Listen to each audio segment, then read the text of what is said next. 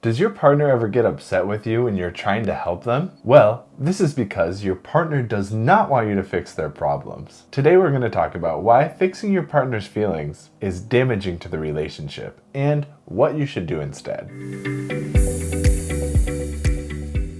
So this happens to a lot of couples, and let me give you an example. One day when the wife comes home and starts talking to the husband about a work colleague that she doesn't get along with. Oh my God, babe. Everything she does is getting in my way and it's affecting how I do my job. She is really annoying. Then the husband replies with, well, I don't think she means to cause you any trouble. Maybe you should just ignore it or talk to your boss about it. And then she gets really upset, like, you never listen to me. Then the husband wonders why she's so upset. If anything, he gave really good advice based on what she was telling him. So what does she mean he's not listening? This happens because the wife was looking for empathy rather than advice. Usually, when advice is given, it's intended to help the person change the situation. In a lot of cases, when a person is given advice, they feel pressured to feel better or feel differently about the situation. Here are some examples of common phrases that are often used to make your partner feel better, but are actually invalidating. Well, it could be worse, or I think you should do this or that. This could turn into a positive experience if you just thought this way or that way. The problem with this kind of response is it actually invalidates your partner's feelings, or they could end up building resentment because of feeling ashamed that they had the feeling in the first place. Instead of advice, what they're actually getting is emotional unavailability, and your connection could then start to fade. So, unless specifically asked to help come up with a solution,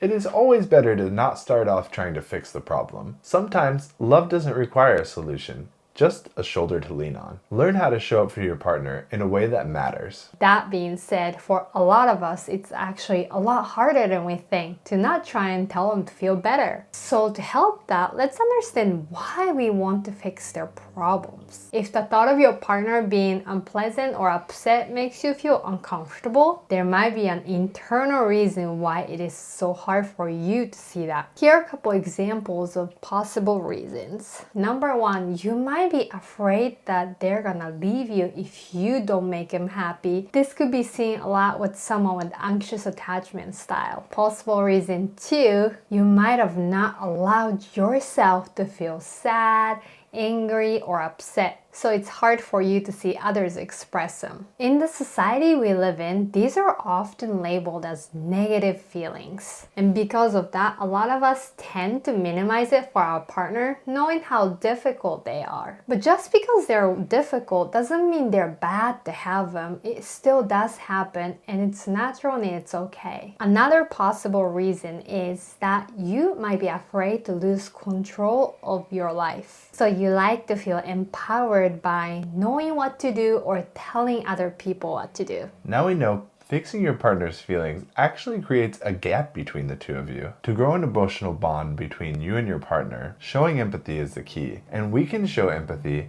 by truly listening to them. This is easy to do when your partner's happy. However, it is most difficult to truly listen when your partner is hurting, sad, or upset, like we just explained. So how do you improve your listening ability in order to show empathy? Here are 4 skills that you can use. Number 1, listening without judgment. Go into the conversation with an open mind and try to refrain from prejudging your partner's emotions and needs. When you blame or judge your partner for their feelings, or even take their words too personally, you are essentially trying to fit your partner into the mold of your perspective. To truly connect with them, though, it's important to view things from their perspective and acknowledge it. Approach this with curiosity. The goal is not to agree or disagree, but to gain a deeper understanding of their viewpoint. Remember, validating your partner's perspective doesn't mean that yours is neglected. It simply shows that you understand the source of their feelings. Skill number 2, look for feelings. Talking logistics doesn't showcase empathy. Instead of focusing on being rational about the facts, try shifting your focus to what your partner's feeling. Take the time to listen and understand their feelings and emotions. And ask your partner how they're feeling and validate it as that is indeed their truth that they're experiencing right now. Number 3,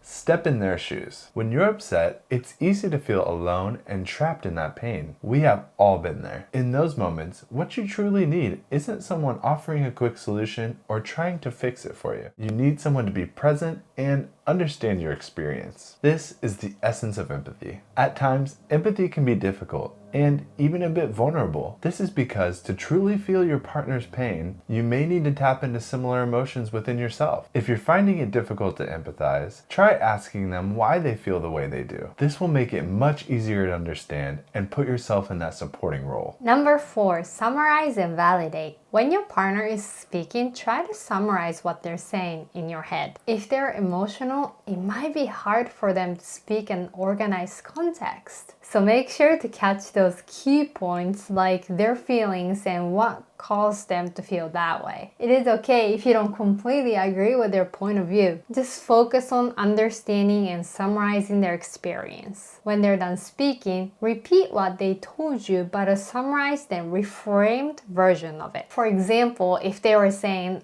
I'm so close to quitting my job, they don't appreciate me at all, and I'm so sick of it. You could summarize it like, of course, you feel unappreciated in your situation. You are so sick of it to the point that you are thinking of quitting your job. Let me give you another example, but this one is a little bit more tricky. If this kind of situation happens while you two are having conflict, they could say something like, you're always making me feel guilty when I work late. When their emotion is triggered by your words or actions, the first thing you gotta remember is to not get defensive. Regardless of the facts or what you want to say from your point of view, you are still able to validate their feelings as it is. So you can use phrases like, I understand you feel guilty when you work late. Remember, it's tempting to jump into problem-solving mode when someone we love is upset. But before you give solutions, try understanding their feelings first. Instead of trying to change or fix the feelings, try connecting with them. If you want to learn more on how to transform your relationship, don't forget to like, subscribe, and hit that notification bell so you won't miss any of our future content.